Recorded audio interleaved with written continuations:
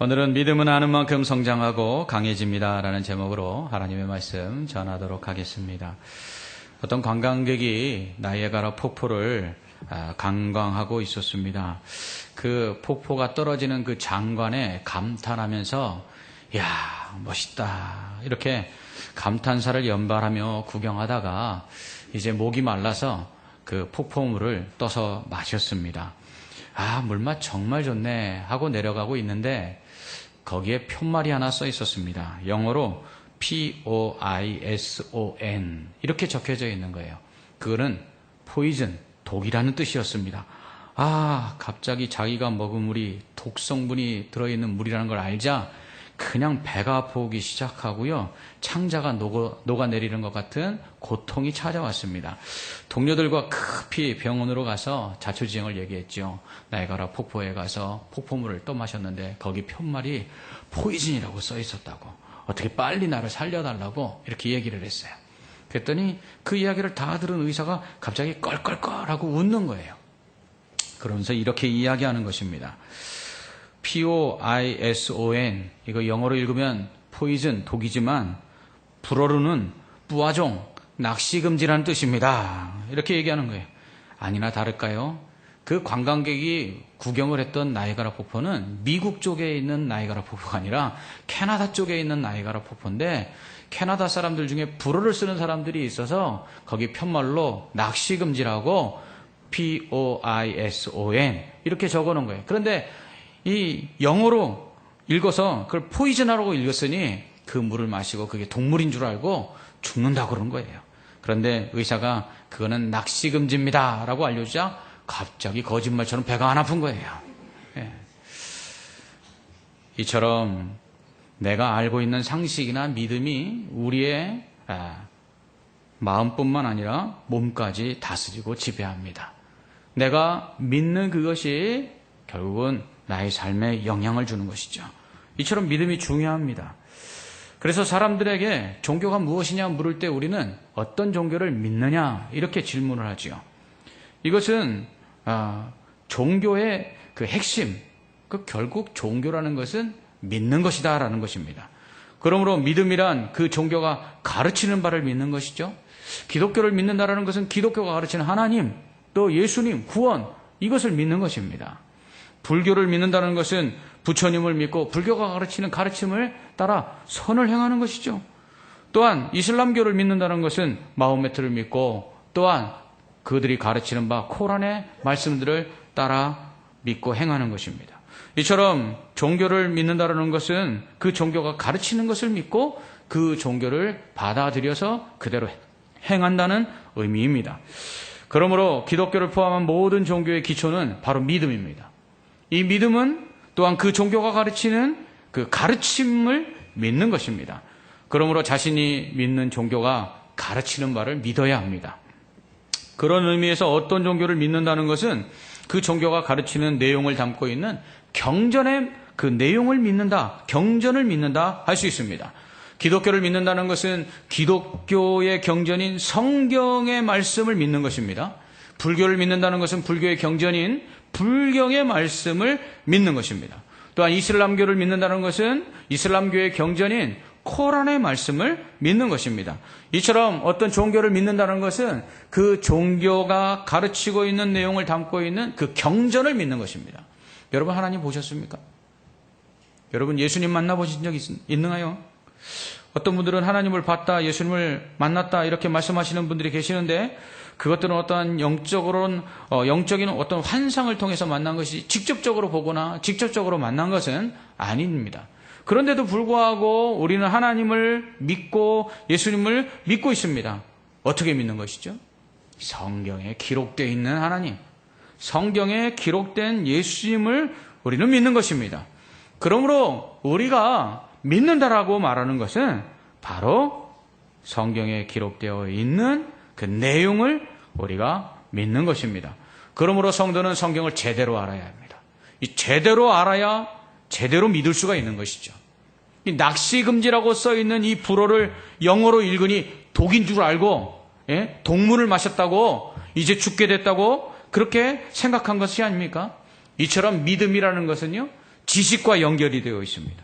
그래서 아는 것과 믿는 것이 하나가 될 때 온전한 믿음의 사람이 된다라고 바울이 오늘 본문에서 말하고 있는 것입니다. 그러므로 교회는 성도들이 온전한 믿음을 가질 수 있도록 성경을 제대로 가르쳐야 됩니다. 교회라는 이 이름의 한자는요, 가르칠 교자의 모을 회자입니다. 그러니까 사람들이 모여서 예배하고 교제할 뿐만 아니라 기독교의 진리인 성경 말씀을 가르치는 것, 이것이 교회라는 것입니다. 그래서 이번 여름 성경학교와 그리고 수련회를 우리가 한 것이죠. 우리 다음 세대들에게 말씀을 가르치기 위해서 성경학교와 수련회를 한 것입니다. 그러므로 교회는요, 성경을 제대로 가르쳐야 합니다. 그리고 성도들은요, 성경을 제대로 배워야 합니다. 그럴 때 교회가 가르치는 이 성경의 말씀, 이 진리 가운데 성도들이 온전한 믿음을 갖게 되고, 그리고 하나님이 기뻐하시는 삶을 살게 되기 때문입니다. 이 말씀이 왜 우리에게 이렇게 중요한가? 그것은 우리의 믿음과 이 말씀이 아주 긴밀하게 연결이 되어 있기 때문입니다. 먼저 믿음은 하나님의 선물입니다. 우리가 믿는 것, 이게 우연히 믿게 된 것일까요? 아니면 우리가 의지를 가지고 믿으려고 해서 믿게 된 것일까요? 어떤 사람들 이렇게 말합니다. 목사님, 제가 교회 나와주는 것만 해도 감사하십시오. 제가 하나님 믿어주는 걸 감사하십시오. 이렇게 이야기하시는 분들이 가끔 만날 때가 있어요. 그럼 제가 속으로 그러죠. 하나도 감사하지 않습니다. 예. 왜냐하면 믿음이라는 건 우리가 믿고 싶다고 믿어지는 것이 아니기 때문입니다. 믿음은 하나님의 은혜예요. 하나님께서 성령을 통해서요, 성경에 기록되어 있는 말씀이 진리라고 믿어지게 하셨기 때문에 우리가 믿게 되는 거예요. 성경 말씀은요, 계시의 말씀입니다. 계시라는 것은 하나님이 자신과 또 자신이 행하신 일들, 또 앞으로 행하실 일들에 대해서 인간에게 알려주시는 것, 이게 계시예요. 그러니까 우리가 하나님이 누구신지, 그리고 하나님이 어떤 일을 행하셨으며 하나님이 앞으로 어떤 일을 행하실지 하나님이 알려주셨기 때문에 우리가 그것을 알고 있다는 거예요. 왜냐하면 인간의 지혜로는 하나님을 알 수가 없기 때문에 그래요. 또한 이것은 비밀이라고 성경은 말합니다. 그러므로 누구에게나 다 하나님이 누구신지, 그리고 하나님이 행하신 일들과 앞으로 행하실 일들을 다 깨달아 알게 하시는 것이 아니라 하나님이 구원하실 자, 하나님께서 택하셔서 하나님의 자녀로 삼으실 구원받은 백성에게만 이 성경의 계시의 말씀, 비밀의 말씀을 깨닫게 하신다는 거예요. 그래서 예수님 말씀하시잖아요. 서기관과 바리새인들, 성경을 잘 알고 있는 사람들에게는 그 계시의 비밀을 모르게 하셨으나 어린아이와 같은 세리와 죄인들에게는 이 말씀을 알게 하시니 감사합니다 하고 예수님이 그렇게 하나님께 영광을 돌렸습니다. 이처럼 아무나 성경을 읽는다고 다 하는 게 아니에요. 제 주변에는 성경을 여러 번 읽은 사람이 있습니다. 그런데도 아직도 예수님을 믿지 않고 있어요. 믿는다고 깨달아지는, 읽는다고 깨달아지는 것 아니고 알고 있다고 믿어지는 것이 아니라는 것입니다. 그렇기 때문에 바울은 우리가 은혜로 말미암아 믿음으로 구원을 얻었나니 이것은 우리에게서 난 것이 아니요 하나님의 선물이다, 이렇게 말씀하고 있는 것입니다. 그러므로 성령이 아니시고는 그리스도를 주라 시인할 수 없다, 바울은 말하죠. 믿는 것, 그것은 믿으려고 해서 믿어지는 게 아니라 하나님께서 우리를 구원하시려고 우리에게 믿을 수 있도록 주신 하나님의 은혜요 선물이라는 것입니다. 하지만 이 믿음은요, 성장해야 합니다. 처음 믿을 때의 믿음은 어린아이와 같죠. 그냥 단순히 하나님이 세상을 만드셨다, 예수님을 믿으면 구원받는다, 이 정도의 수준에 머물러 있는 것입니다. 그러나 우리가 이 세상을 살아가기 위해서는 그러한 정도의 믿음의 지식만 필요한 것이 아니라 더 많은 것을 알고 있어야 합니다. 그래야지만 우리의 믿음이 더 강해지고요, 더 나아가서 하나님을 기쁘시게 할 수 있기 때문입니다. 믿음의 목적은 구원만이 아닙니다. 많은 사람들이 착각합니다. 예수 믿으면 구원받는다, 그것이 전부인 줄 알아요. 그래서 그냥 예수 믿고 있는 것으로 만족하고 살아가요. 그렇다면 하나님께서 뭐하러 이 땅에 우리를 살게 하시겠습니까? 예수 믿고 구원받는 것이 하나님의 목적이라면 예수 믿는 즉시 천국에 데려가시면 우리가 죄짓지도 않고 이 땅에서 고난도 안 당하고 시험도 안 당할 텐데 왜 예수 믿는 사람들을 이 땅에 남겨두셔서 믿음으로 구원받았음에도 불구하고 이 땅에서 시험당하고 환난당하고 고난당하고 그리고 범죄하며 살아가게 그냥 내버려 두시는 걸까요? 그것은 하나님께서 믿음으로 구원하신 자들에게 그 믿음이 자라나서 하나님께 영광을 돌리다가 저 천국 오라고 이 땅에 우리를 믿음 가운데 구원하신 후에 살게 하시는 거예요. 여러분, 철이 든다는 게 뭐죠? 이 철 든다는 건 다른 게 아니에요. 부모님의 마음을 이해하고요, 부모님께 효도할 수 있는 거, 이게 철든 거예요. 그러니까 나이 먹었어도 부모님 마음을 헤아리지 못하고 부모에게 효도하지 못하는 자식은 철이 안 든 거예요. 믿음도 철이 들어야 합니다. 믿음이 있으면 하나님을 기쁘시게 해야죠. 믿음이 있으면 하나님께 나아가서 그 하나님의 마음을 헤아리고 하나님의 그 마음에 합한 삶을 살아야죠. 그게 철든 삶이 아니겠습니까? 믿음을 가지고 있다는 것은 바로 그것이에요. 믿음이 그래서 철이 들어야 됩니다. 믿음이 자라나야 되는 거고요. 믿음이 성장해야 되는 거예요. 그래야지 하나님을 기쁘시게 하는 믿음의 사람이 된다는 것이죠. 그러기 위해서는요, 지식이 필요합니다. 믿음이 성장하기 위해서는 성경을 더 깊이 알아야 합니다. 예수님은 모든 민족을 제자라 삼으라 이렇게 말씀하시면서 모든 민족에게 가서 내가 분부한 모든 것을 가르쳐라 이렇게 말씀하셨어요. 그러니까 우리의 믿음이 자라나서 하나님의 영광을 나타내고 그리스도의 제자답게 살려면 우리 안에 하나님의 말씀을 배우는 것이 필요합니다. 그래야지만 우리의 믿음이 자라나서 그리스도의 장성한 분량에 이르도록 곧 그리스도만큼의 믿음으로 성장하여서 하나님께 순종할 수도 있고 하나님의 영광을 나타낼 수도 있는 것이죠. 처음에 성경의 내용들이 믿어질 때는 하나님의 은혜로 말미암아 성령의 역사하심을 통해 믿게 되어 구원을 받는 것입니다. 그러나 그 후에 하나님의 말씀이 성경을 더욱더 읽고 그리고 깨닫고 그리고 연구하고 그래서 더 많은 것을 알기 위해서는 우리의 노력이 필요합니다. 그래야지만 믿음이 자랄 수 있어서 그 자라난 믿음 가운데 시험과 환난을 이겨내고 또한 유혹에 흔들리지 아니하고 하나님의 말씀에 순종하며 하나님을 기쁘시게 할 수 있는 것이죠. 신앙생활이 어렵고 힘들 때 우리는 흔히 믿음이 흔들린다 이렇게 얘기해요. 왜요? 믿음이 약하기 때문이죠. 믿음은 그러므로 강해져야 합니다. 믿음이 강해지는 것은 바로 하나님의 말씀을 통해서 우리의 믿음이 더욱더 자라나는 것을 의미합니다. 그럴 때 어떤 시험이나 환난이나 연단이 와도 흔들리지 아니하고 하나님의 뜻대로 순종하며 하나님을 기쁘시게 할 수 있는 것이죠. 그러므로 우리에게는 성경에 대한 보다 많은 지식이 필요합니다. 이를 통해서 믿음이 성장하기 때문입니다.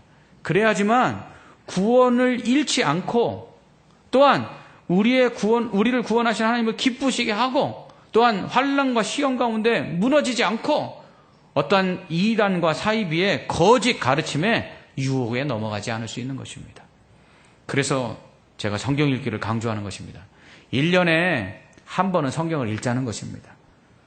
1년에 성경 전체를 한 번 읽어야 그래서 성경을 좀 제대로 알아야 우리의 믿음이 자라나기 때문입니다.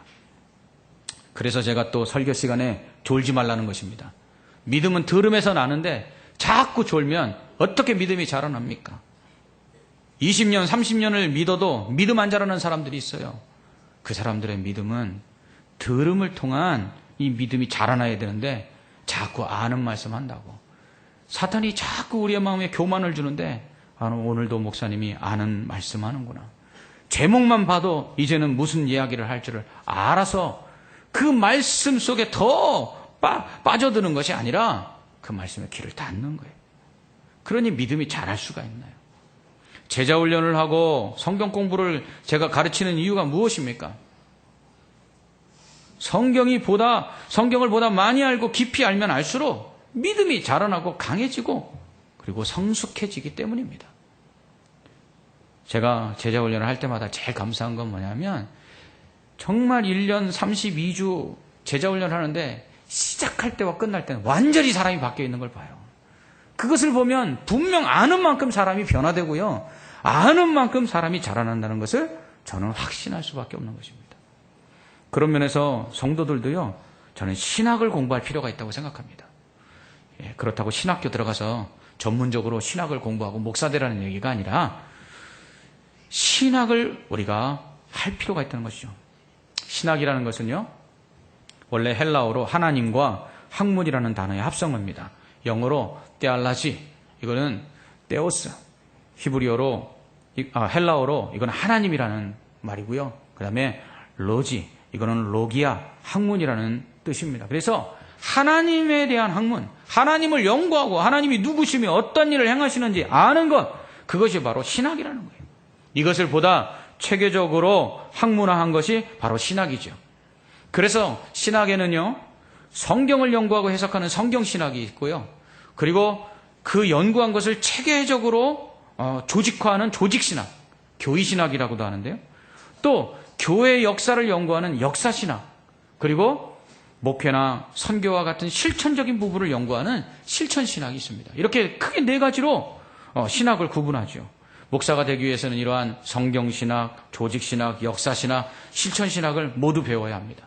하지만 성도들에게 이러한 모든 신학을 다 배우라고 말씀드리는 건 아닙니다. 그 중에서 성도들이 공부했으면 좋겠다 하는 신학은 바로 조직신학입니다.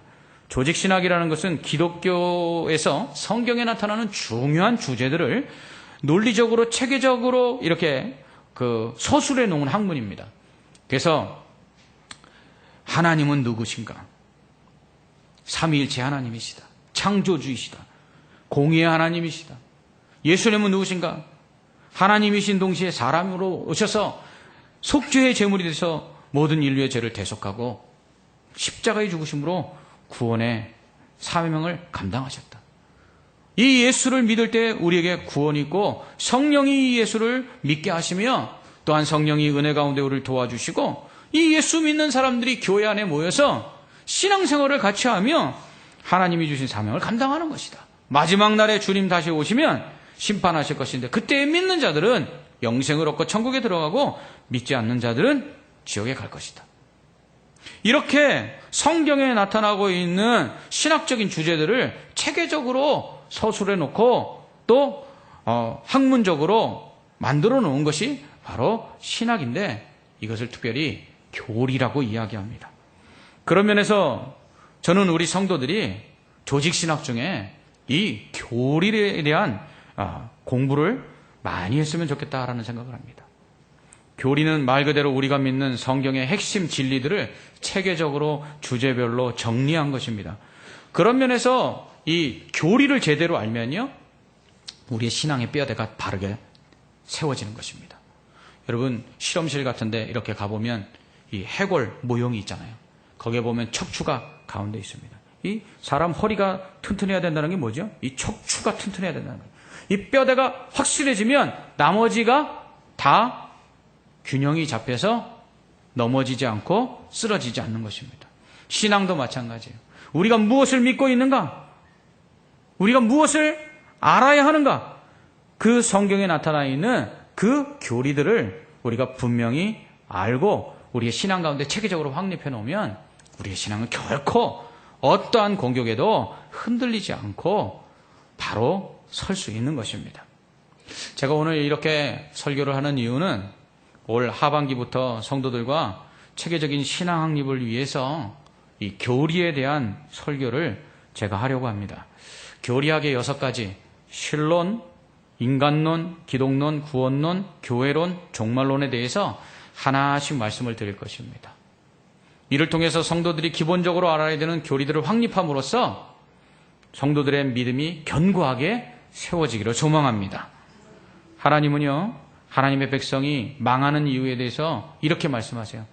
내 백성이 지식이 없어서 망하는도다. 하나님을 아는 지식이 없어서 망하는 거예요. 하나님의 백성들이 하나님이 누구신지, 하나님이 무슨 일을 하시는지, 하나님이 어떠한 하나님이신지 그걸 몰라서 하나님을 두려워하지 않냐고 경외하지 않다가 결국 심판을 받고 멸망한다는 것이에요. 그러므로 우리는 하나님을 제대로 알아야 합니다. 그것이 신앙의 아주 기본이에요. 이것이 바로 신론입니다. 또한 인간 자신에 대해서 알아야 합니다. 우리가 얼마나 패역한 죄인인지, 우리의 죄 때문에 우리가 얼마나 비참해졌는지, 그래서 하나님의 은혜가 아니시고는 살 수가 없다는 사실을 알고 예수 그리스도만이 우리의 소망이라는 걸 알아 그 예수 그리스도를 믿어야 된다는 것, 그것만이 우리에게 유일한 소망이라는 것을 알게 하는 것, 이것이 바로 인간론입니다. 또한 예수 그리스도께서 십자가에 달려 죽으셔야만 한 이유가 무엇인가? 왜 동정녀 마리아의 몸을 빌려서 인간의 몸을 입고 이 땅에 오셔야만 했는가? 왜 모진 고난을 다 당하시며 십자가에서 피 흘리시기까지 죽으셔야만 했던가? 그 예수 그리스도의 그러한 희생이 없으면 우리가 구원받을 수 없다라는 것. 그것이 하나님께서 우리에게 보여주신 가장 큰 사랑이라는 걸 알게 될 때 우리 신앙생활에 감사가 있는 것이죠. 이것이 바로 기독론입니다. 또한 구원은 예수 그리스도가 아니고서는 받을 수 없기 때문에 천하 만민에게 구원받을 다른 이름을 주시지 않았으므로 오직 예수만 믿어야 하고, 이러한 예수를 믿음으로 구원받음이 우리에게서 난 것이 아니라 하나님의 값없이 주신 선물인 줄 알아 날마다 감사하며 하나님의 은혜 가운데 우리가 헌신해 나가는 것, 이것이 바로 구원론입니다.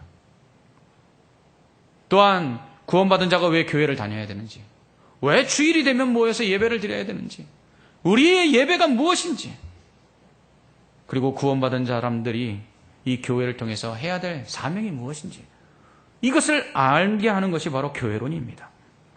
끝으로 세상 마지막 날에 어떠한 현상이 일어나며 주님이 다시 오신다고 하시는데 주님이 오시면 어떻게 되는지, 예수 그리스도를 믿는 자들이 마지막 날에 어떻게 하면 천국에 들어가는지, 그리고 지금 이렇게 일어나고 있는 이 죄악된 세상이 과연 예수님이 오시는 날에 사라질 것인지, 아니면 그대로 있을 것인지, 아니면 변화되어 천국이 되는 것인지, 아니면 천국이 다시 임하는 것인지, 과연 천국과 지옥은 있는 것인지, 이것에 대해서 제대로 알 때 우리의 신앙은 알 수 없는 미래로 인하여 흔들리지 아니하고 사단의 괴율과 또한 이단과 사이비의 거짓 유혹에 넘어가지 않을 수 있습니다. 이것이 바로 종말론입니다. 교회는 이것을 가르쳐야 합니다. 이것을 가르쳐서 체계를 잡아줌으로 말미암아 그 신앙이 반드시 서서 어떠한 환난과 시험에도 어떠한 유혹에도 넘어지지 아니하고 하나님의 뜻에 순종하며 나갈 수 있게 만드는 것이죠. 그러므로 이렇게 체계적으로 교리가 확립되면 먼저 믿음이 바로 세워지게 됩니다. 믿음이 바로 세워져야 환난과 시험을 이기지 않습니까? 어떤 유혹도 이겨낼 수 있지 않겠습니까? 하나님의 말씀에 순종할 수 있지 않겠습니까? 예수님께서는 우리의 믿음은 반석 위에 세워져야 된다고 말씀하셨어요. 이 반석이라는 게 무엇입니까? 하나님의 말씀이에요. 말씀 위에 신앙이 세워지지 않으면 흔들리는 거예요.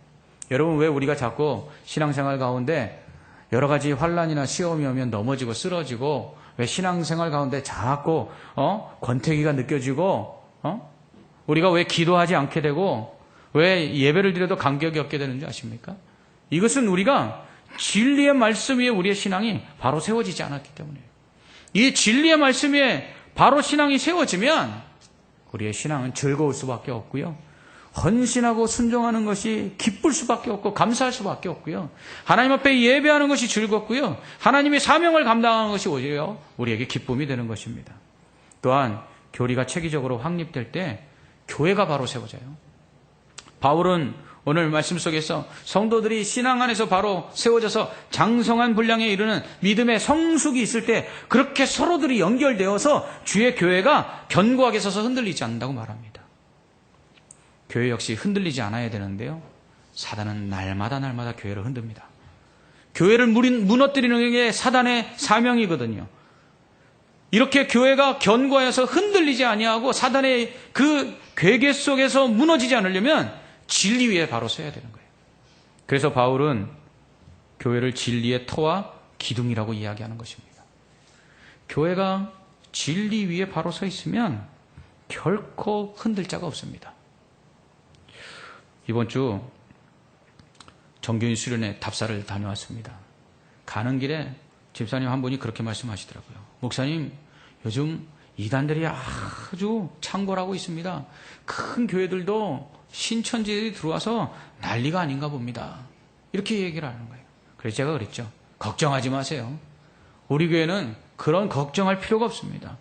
왜요? 목사가 진리의 말씀을 잘 가르치고 있기 때문입니다.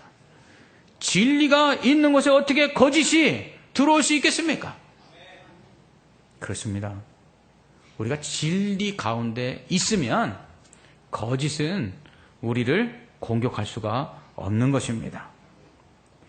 두란노 서원에서 2년 동안 매일같이 말씀을 가르쳤을 때에 아시아에 사는 유대인과 헬라인들이 바울의 그 가르치는 말씀을 듣고 다 들었어요. 그리고서는 에베소 교회가 세워졌어요.